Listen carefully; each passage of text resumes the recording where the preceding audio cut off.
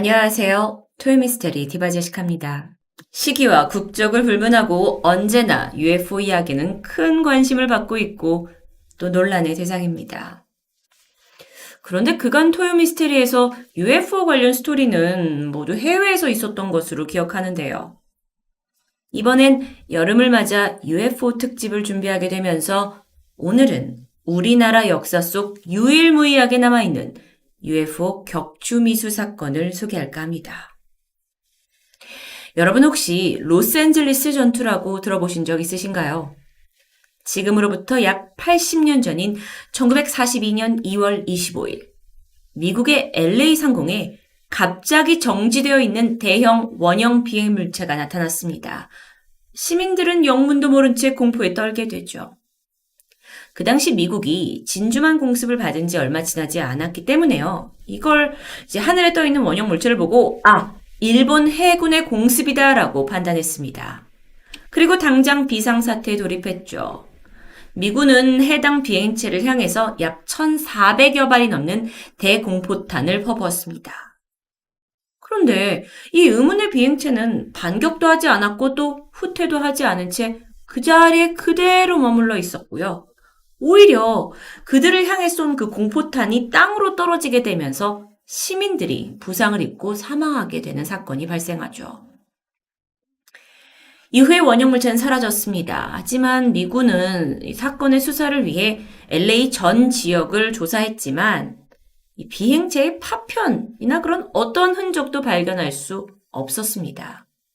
결국 미군에서는 어떻게 발표를 하냐면 경보가 잘못 울렸다. 그리고 이 전쟁 공포 분위기 속에서 일어난 하나의 해프닝이다라고 설명을 하는데 이건 쉽게 이해되지 않는 상황입니다.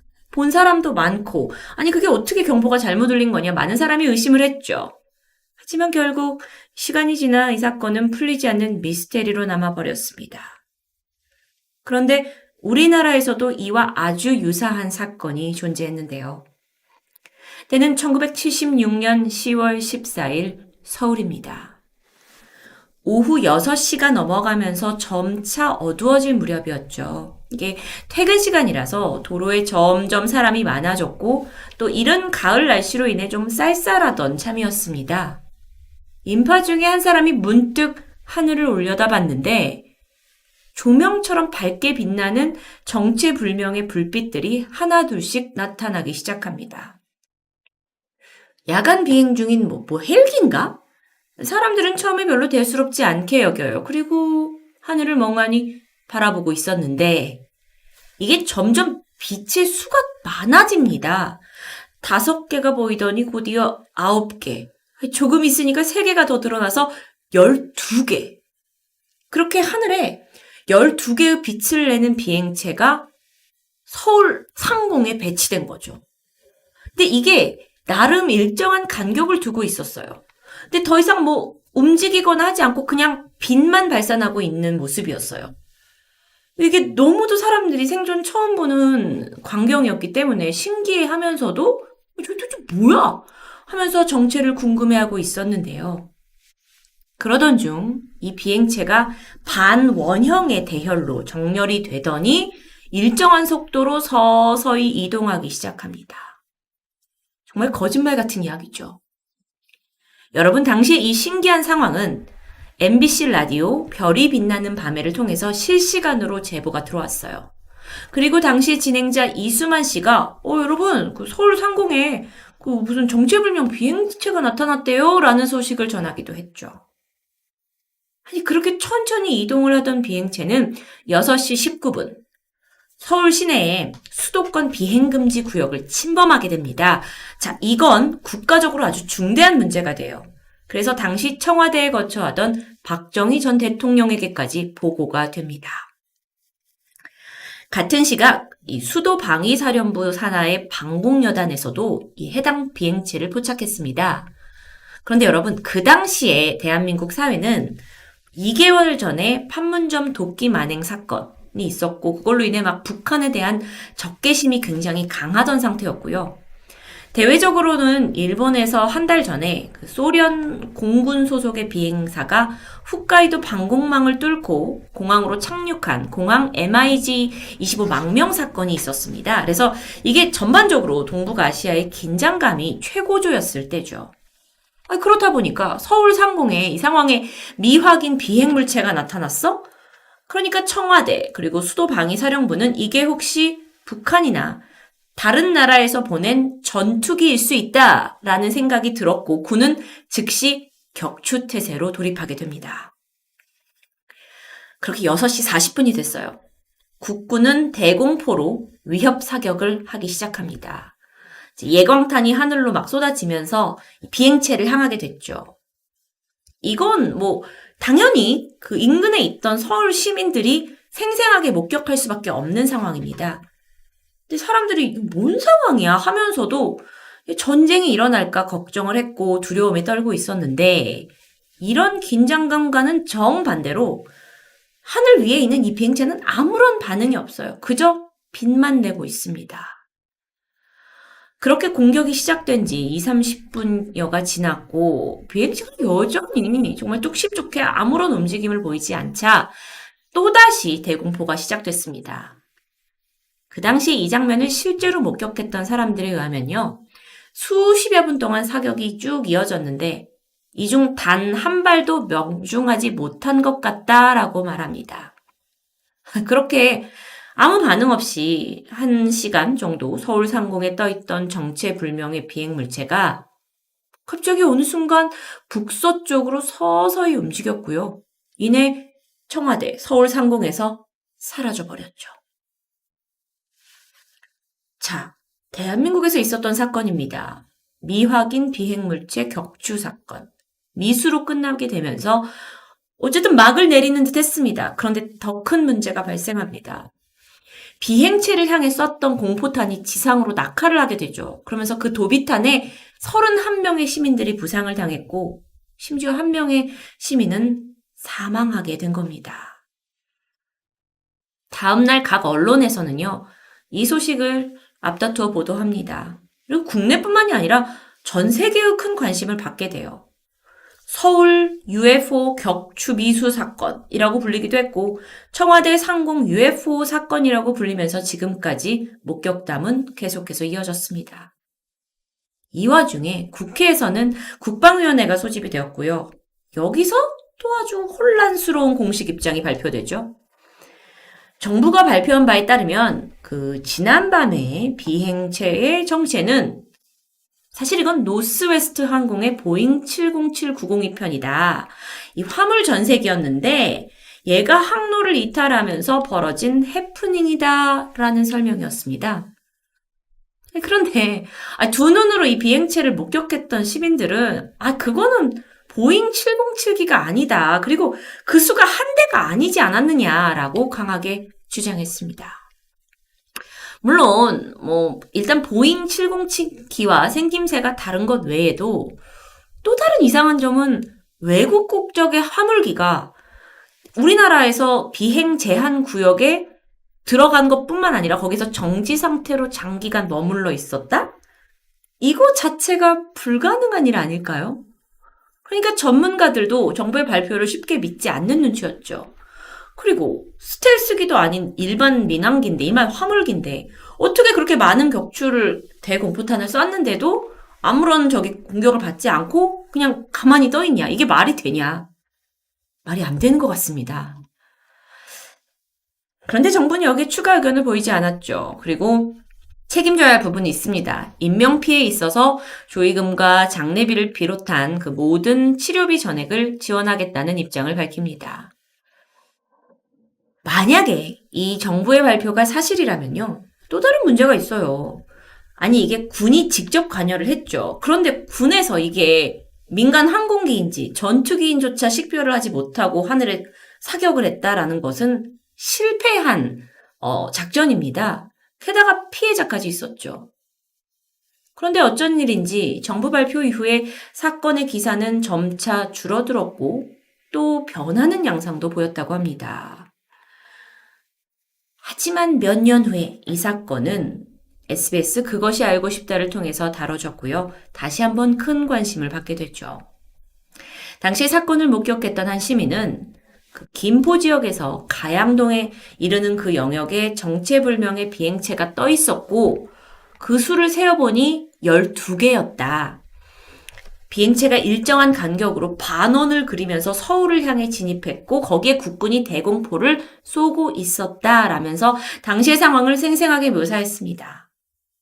하지만 그 시민이 며칠 후에 신문을 폈는데 신문과 뉴스에서 보도된 내용이 자기가 본 것과 너무도 달라서 충격적이었다라는 말까지 하게 되죠. 이게 정말 사실이라면 이건 국제뉴스감입니다. 그리고 실제로 국내에서만 관심을 받은 건 아니었어요. 훗날에 티모시 굿이라는 작가의 1급 비밀이라는 책에 이 한국의 UFO 격추 미수 사건이 실리게 되는데요. 티모시 굿은 미국 정보국의 1급 비밀, 그리고 영국의 UFO 비밀에 대해서 조사하고 폭로하는 사람으로 유명한 작가입니다.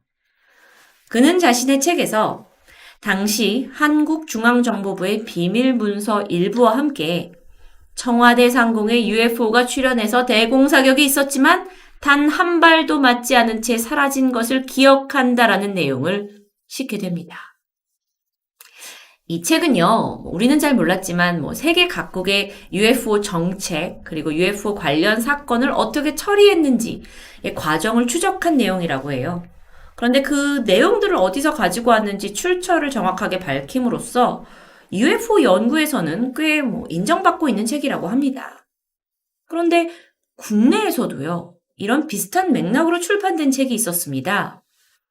UFO 컨택트의 저자 서종환 씨는요, 한국의 UFO 분석 조사센터에서 36년간 근무를 해온 분이라고 하는데, 국내에서 발생한 UFO 활동의 사진과 영상 분석을 해오셨다고 합니다. 센터 소장님이시라고 해요. 자체적으로 이런 UFO 분석 프로젝트를 추진해 오셨는데 어쩌면 우리나라에서는 독보적인 분이 아닌가라는 생각도 듭니다. 그런데 그의 책에 따르면 한국이 UFO의 무풍지대가 아니라 정말 빈번히 UFO가 출몰하는 지역에 속한다고 말합니다. 게다가 청와대 상공 UFO 사건, 오늘 소개해드린 이 사건이 있기 이미 이전에도 서울의 수도권의 비행 금지 구역에서 갑자기 나타난 비행체, 침범한 비행체들이 4차례나 있었다라는 사실이 적혀져 있었죠. 그리고 1980년 3월 말에 팀 스트리트 작전 훈련을 하는 동안에 그 조종사였던 이승배 공군대령이 전투기를 몰던 중에 UFO를 목격했고 이 경험담 역시 그의 책에 상세하게 묘사되어 있습니다. 여기서 드는 생각이 그렇다면 만약에 이런 사건들이 물론 미국이나 영국 다른 나라에서도 분명히 발생했을 텐데 국가 차원에서 이런 걸 어떻게 대처해 왔을까요? 지난 2007년 이후로 프랑스를 포함한 영국, 브라질, 핀란드 같은 나라들이 정부 차원에서 UFO 관련 정보를 공개하는 추세로 전환됩니다. 실제로 프랑스 정부는요, 세계 최초로 지난 50년간 수집해온 UFO 기밀 문서 1650건을 전격 공개했죠. 그리고 나서 다른 나라들도 수만 건에 달하는, 그러니까 완벽하게 설명할 수는 없지만 그동안 이런 UFO 관련된 미심쩍은 상황들이 있었다라는 기밀 문서를 나라 간에 경쟁적으로 공개하기 시작합니다. 그러다 보니 우리 같은 사람들은 점점 더 뭐야 이거 UFO 진짜 있는 거네? 라는 생각을 할 수밖에 없죠. 그런데 국내에서는요. UFO와 관련된 문제는 회의적인 입장이고요. 국가 차원의 UFO 연구기관은 존재하지 않습니다. 기억하실지 모르겠습니다. 지난 2019년 미국 국방부에서 UFO로 추정되는 영상 3개를 공개했고 여기에 덧붙여서 이게 미국의 조사와 승인을 거친 영상이라고 공개합니다. 그러니까 공식적으로는 그래 우리는 이게 어떤 건지 모르지만 미확인 비행물체라는 UFO라는 것은 인정해라는 발표였어요. 이건 해군 전투기 조종사가 촬영한 영상이었는데요. 정말 일반 전투기와는 다르게 아주 빠른 속도로 이동하고 있었죠. 이 조종사가 영상 속에서 목소리로 나오는 조종사가 지금 바람이 서쪽으로 120노트로 부는데 저거는 바람에 부는 반대 방향으로 더 빠르게 가고 있다. 이건 말도 안 된다 하면서 막 놀라운 그 상황들이 그대로 표현됩니다. 그러면서 또 다른 조종사는 내가 18년간 전투기 비행을 했는데 나는 UFO와 외계인이 실제한다는 확신을 가지고 있다라는 말을 하기도 하죠. 여러분, 위에 있는 카드를 클릭하시면 제가 과거에 진행했던 이 내용을 보실 수가 있습니다. 다시 대한민국으로 돌아와서요. 최근입니다. 2017년 11월 16일 오후 5시 20분쯤에 청와대 상공에서 정체를 알 수 없는 3개의 비행체 궤적이 촬영되었습니다. 이 3개가 상공에서 각기 빠른 속도로 움직였고 흰색 궤적을 그리고 있었는데 청와대 경호청을 통해서 확인해 본 결과 그 시각 청와대 인근에 비행 신고가 접수된 것은 없다라고 답변했습니다. 생각해 보세요, 여러분. 우리나라에서 청와대 인근 상공에서 비행체, 아니 심지어 드론조차 쉽게 띄울 수 없는 규정 알고 계시죠? 근데 여기에 3개의 비행체가 막 날아다녀? 이건 정말 불가능한 일입니다. 그렇다면 도대체 그날 청와대 위에 있던 그 3대의 정체는 뭐냐? 라는 게 논란이 생겼죠. 정말 UFO 얘기는 해도 끝이 없습니다. 답도 없죠. 사실 여태까지 각국의 정부도 이런 사건이 여기저기 있었지만 보고도 못 본 척 숨기는 듯 했습니다. 하지만 추세가 변하고 있는데요. 어쩌면 20, 30년 후에는 UFO에 대한 더 많은 상세한 자료를 우리가 볼 수 있지 않을까요? 그렇다면 전 정말 진실을 알고 싶습니다.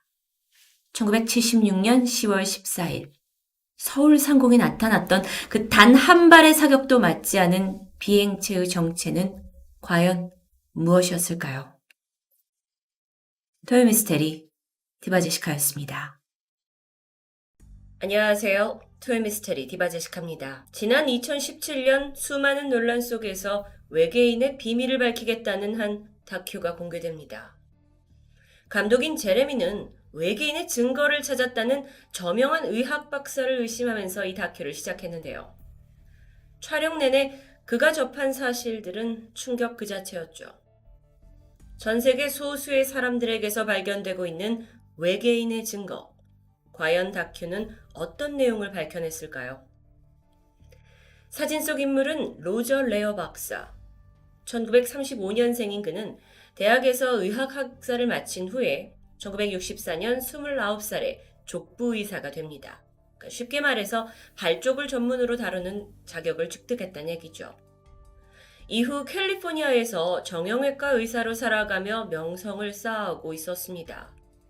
그런데 이런 엘리트 코스와 달리 그는 의외로 상상력이 풍부한 성격의 소유자였는데요. 그래서인지 어느 날부터 정말 이 우주엔 인간만이 존재할까? 라는 호기심에서 시작된 질문. 그는 점점 미지의 세계에 관심을 두게 됩니다. 레어 박사는 UFO와 외계인에 관한 책을 닥치는 대로 읽기 시작했어요.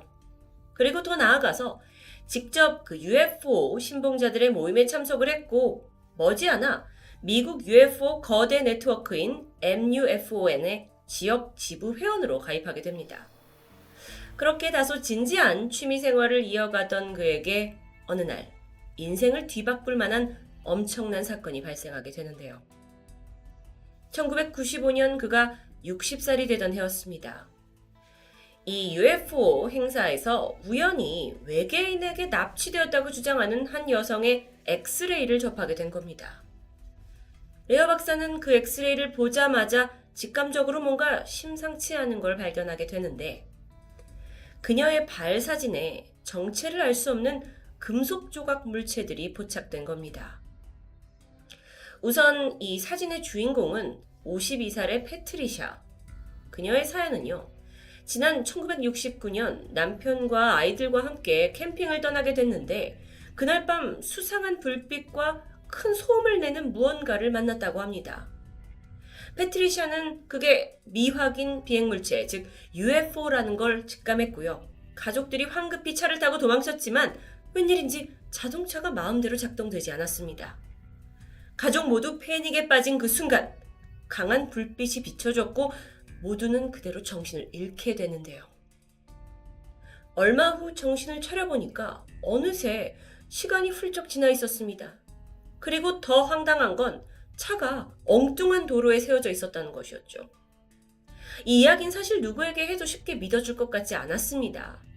그런데 이 체험 이후에 1년이 지난 어느 날 밤에 막 침실에서 잠에 들려던 패트리샤 부부가 창문 밖으로 또다시 초록색 불빛을 내는 무언가를 목격합니다. 부부는 그날 본 것이 분명 UFO라고 굳게 믿고 있었죠.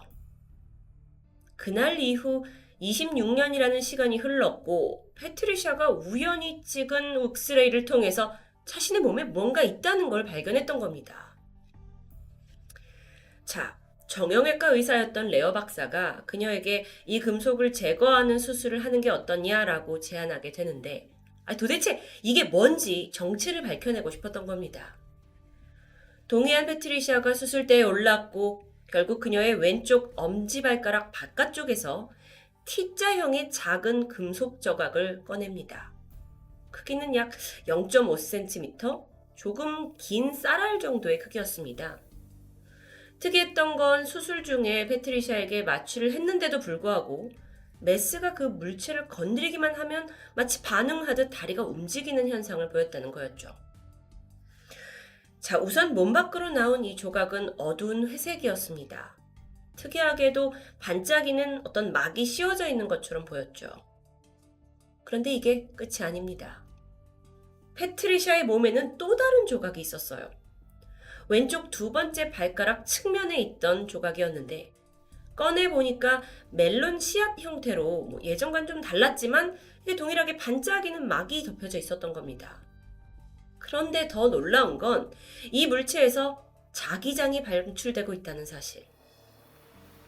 레어 박사가 두 개의 조각을 성분을 분석해 보니까 알루미늄과 메테오릭 아이언이라는 운석에서 발견되는 성분이 나오게 됩니다. 흔한 성분이 아니라는 거죠. 참고로 둘러싸고 있는 막은 단백질을 포함한 피막 조직이었습니다. 아니 그런데 이 성분 외에 또 다른 풀리지 않는 미스테리한 점이 있는데요. 이 금속이 도대체 어떻게 패트리샤 몸속에 들어갈 수 있냐는 겁니다. 피부 겉에는 이식된 흉터가 전혀 남아있지 않았고요. 심지어 금속에 대한 몸 안에서의 염증 흔적도 없었습니다. 마치 몸이 이 물체를 이물질로 받아들이지 않는 것처럼 보였는데요. 이게 쉽게 이해하기 힘든 부분이죠. 이후에 레어 박사는 두 개의 금속 조각에 대해서 연구를 했고요. 결론적으로 이건 외계인이 심어놓은 임플란트다 라는 주장을 학계에 정식으로 발표합니다. 아니 그런데 더 놀라운 일이 발생하게 되는데 이런 비슷한 임플란트가 몸에 심어져 있는 사람들이 하나둘 등장하기 시작한 겁니다. 현재 47살의 폴, 그는 6살이었던 1954년 동네를 배회하던 중 어느 날 밤에 아주 낯선 광경을 목격합니다.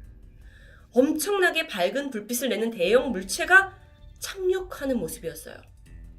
순간 그는 두려움에 휩싸였고 집 쪽으로 뛰어가기 시작했는데 벼랑간 왼쪽 손에 찌르는 듯한 통증이 느껴졌습니다. 근데 금세 이게 없어졌고 이후 그날의 일을 까맣게 잊고 살아갔죠.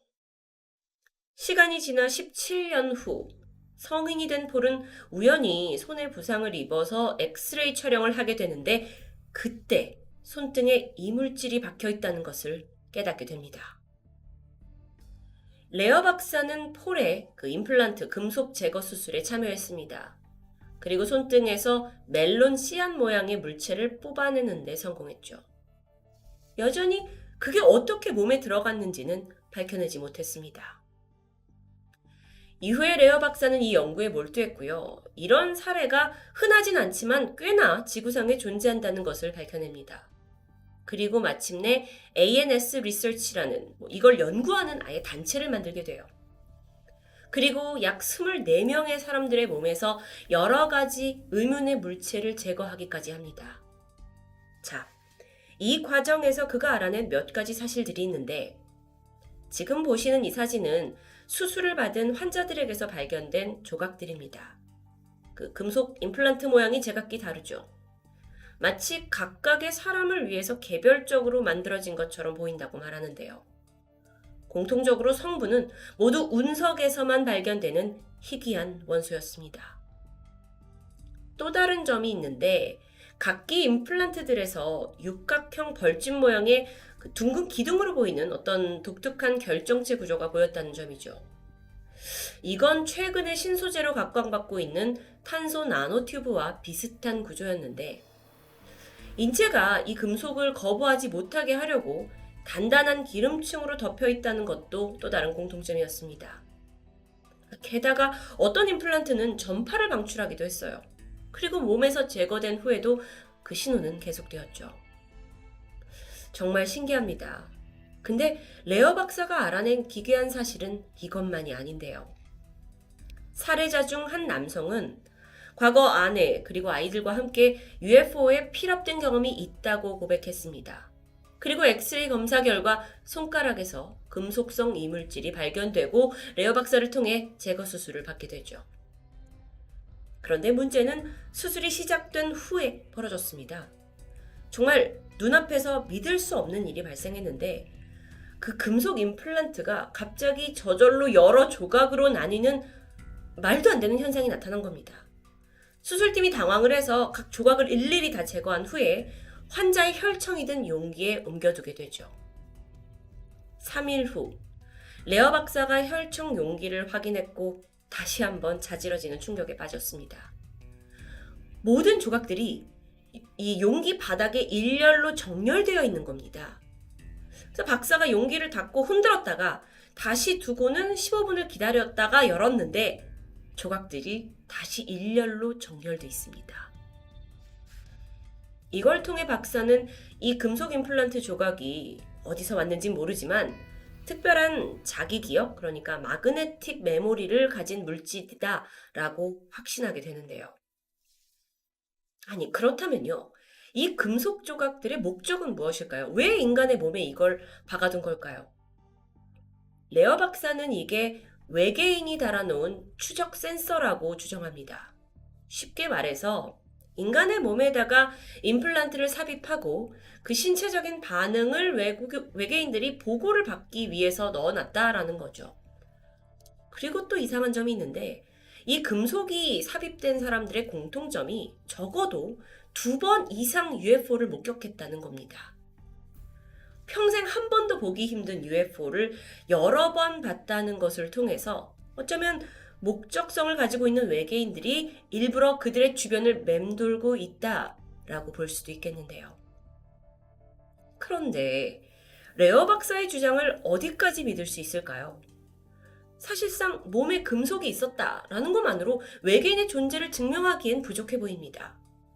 실제로 박사의 이 데이터가 공개되자마자 과학계에서는 강한 비판을 쏟아냈고요. 무차별적인 인신공격도 있었어요. 심지어 의사로서 이게 자질이 있는 거냐가 원론이 되면서 1999년 의료위원회는 3년간 레어 박사의 의료행위 금지 처분을 내리게 됩니다. 박사는 그로 인한 스트레스로 심장마비를 겪었고 신체적뿐만 아니라 재정적인 어려움에 처하게 되죠. 얼마 후 다행히 건강이 회복된 레어 박사가 다시 복귀를 하게 되는데 그래도 여전히 과학계와 의료계는 공격을 했습니다. 레어 박사는 꿋꿋하게 외계인 금속 조각에 대한 연구를 계속했고 책을 썼고 많은 라디오와 TV쇼에 출연하게 이르렀죠. 그는 일관적으로 인간에 대한 외계인의 실험, 증거다라면서 주장을 펼쳤는데 덕분에 그는 UFO 관련된 커뮤니티에서는 혁명적인 선구자로 불리게 됩니다. 자, 그러면 반면에 이 레어 박사의 말을 믿지 않는 회의론자들은요. 그 인간의 몸에서 나왔다는 금속 조각, 그건 단지 그냥 금속이다. 유리 파편 같은 평범한 물체에 지나지 않는다고 주장합니다.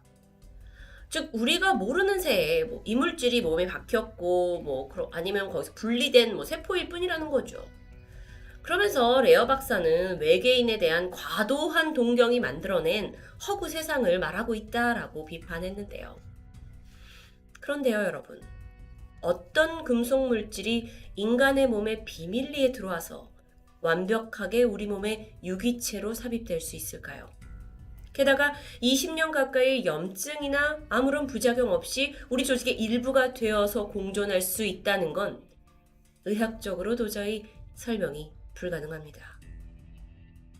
그러던 중에 영화 제작자인 제레미가 레어 박사가 정말 대중을 속이는 게 아닌지 알아내겠다면서 다큐 촬영을 제안합니다. 그러면서 박사의 실제 수술 장면을 실시간으로 카메라에 담아낸 건데요. 박사는 전혀 거리낄 게 없다는 듯 촬영을 허락했고요. 얼마 뒤 환자의 허벅지에서 금속 조각을 제거하는 수술에 성공했고 그걸 카메라에 담게 되죠. 제작진은 즉각 임플란트 분석을 시작했습니다. 자문을 얻게 된 과학자 스티븐 콜버는은 이 조각이 36개의 원소로 구성이 되어 있는데 이 중에 대부분은 지구에서 발견되지 않는 성분이라고 했죠. 또 다른 나노물리학자 역시 이 표본을 보고 지금까지 자신이 본 샘플 중에서 가장 놀라운 원소들의 배열이라고 말합니다. 결국에 이 다큐멘터리는요, 레어 박사가 사기꾼이다 라는 걸 입증하는데 실패해버렸습니다. 오히려 이 제작 과정 중에서 임플란트에서 일종의 방사선이 발충되고 있다는 새로운 사실까지 밝혀내게 되죠. 그러다 보니 제작자는 촬영이 끝나고 나서 오히려 자세를 바꿔서 외계인이 정말 존재할 수 있겠구나. 그리고 그들이 인간의 몸에 금속 조각을 심어놓을 수 있겠구나라는 가설을 믿을 수밖에 없었다고 말합니다. 2014년 레어 박사가 다큐 촬영을 마친 직후 심장마비로 사망했다는 소식이 들렸습니다. 하지만 그의 죽음 이후에도 국제 UFO 협회는 그에게 이 금속 추출 수술을 받은 환자들을 대상으로 최면과 거짓말 탐지기 같은 다양한 검사를 진행했고요.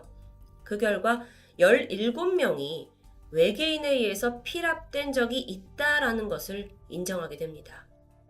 레어 박사의 주장이 어느 정도 뒷받침되고 있는 거죠.